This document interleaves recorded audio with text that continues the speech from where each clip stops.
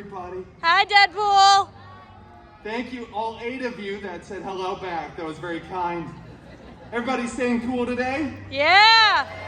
You're all liars. I love it. Hey, I'm sure we're all excited for another story, but I want you to pick the story.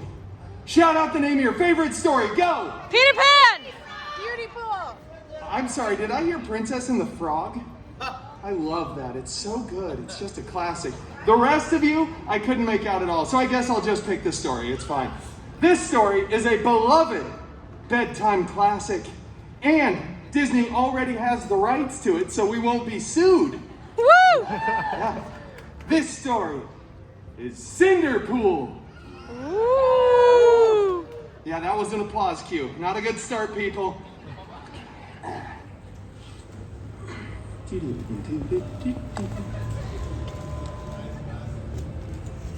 That's not real. All right, moving on.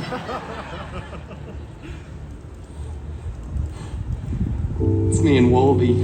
Aww. Once upon a time. Once upon a time. Did I cue you yet? No. No. We're all going to say it together, except for her. You already ruined your chance. All right, everybody on 3. 1, 2, 3. Once upon a time. Cinderpool lived in a big mansion with her step professor and step mutants. The biggest of those step mutants, Colossus, was always making up silly rules around the house like, stop putting your initials on other people's leftovers in the fridge. And for the love of Feige, stop hanging your underwear from the ceiling fan. What is wrong with you? Have you no...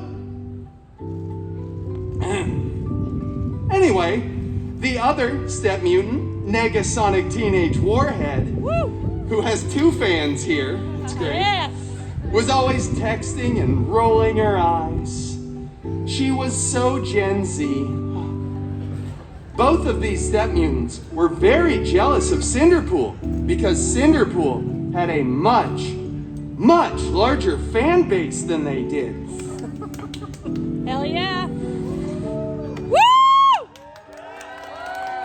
Now it's fine, I'm just gonna go get Colossus to do his show. Woo! One day, an expendable and non-union extra went running in front of the mansion screaming King Thanos was going to have the biggest battle of Phase 3. And we all know that was the last good phase.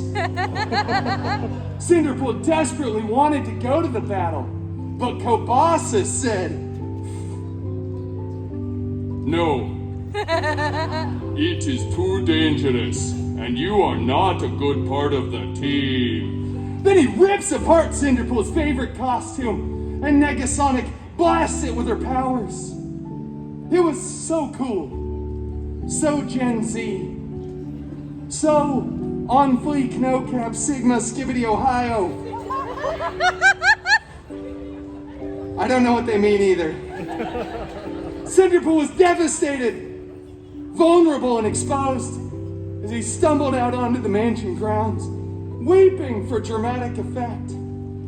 But then he looked up and saw, beginning to form, a magical golden sparkle circle. Woo! And out of that sparkle circle stepped his very hairy god mutant, Wolverine. Woo! Now you go through the circle, Wolvie. Yes! Hey! Oh, fairy god mutant Wolverine! I desperately want to go to the big battle, but my mean step mutants destroyed my costume. Shut up! He said lovingly. What? I'm doing the story, Wolvie. I need a costume to go to the battle. You're my fairy god mutant. Do something to a pumpkin with your wand. I'm not gonna do anything with a pumpkin and a wand. Just get another costume and stop writing me into these stories. God. Well, with that sage and mildly Australian life advice, Cinderpool ran to the wardrobe department, grabbed a new, freshly laundered costume, and headed to the big battle. He was late, because he had to read every page of the terms and conditions for Disney Plus. It's important. But when he got there, the Avengers were winning. Captain America looked so good in those pants. Yeah! He looked for his fairy god mutant Wolverine, who was... I'm going to Pim's. You know what, it's fine. Disney didn't have the rights to him at this point anyway. Cinderpool surveyed the battlefield and saw on the stairs of the alien spaceship a single glove.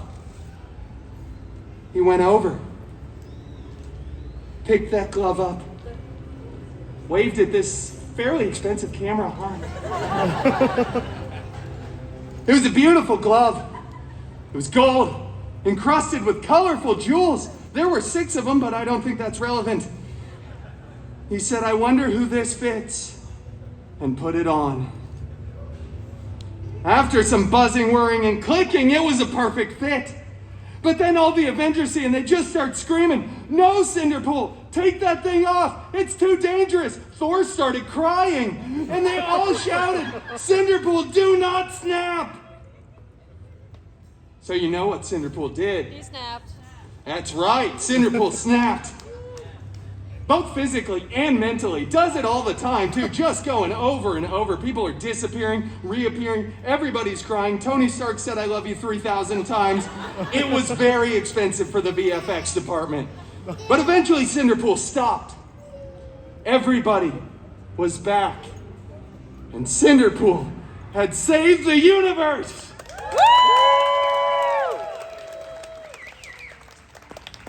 Then, all the Avengers tackle Cinderpool to the ground, rip the glove right off of his hand, blah, blah, blah. Years later, they remake the film. They AI Tony Stark's head onto my beautiful body, and it goes on to become the most profitable film in the Feige universe, the FCU.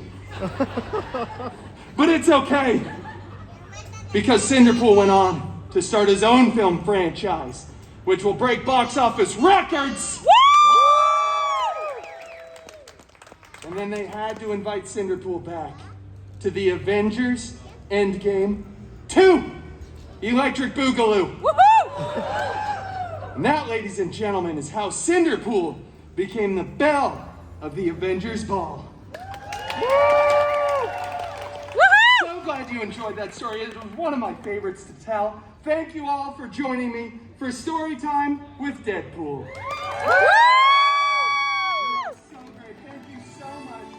Wonderful. Just, it's great. You love some of those jokes. They were just killing you. All right, bye, everybody.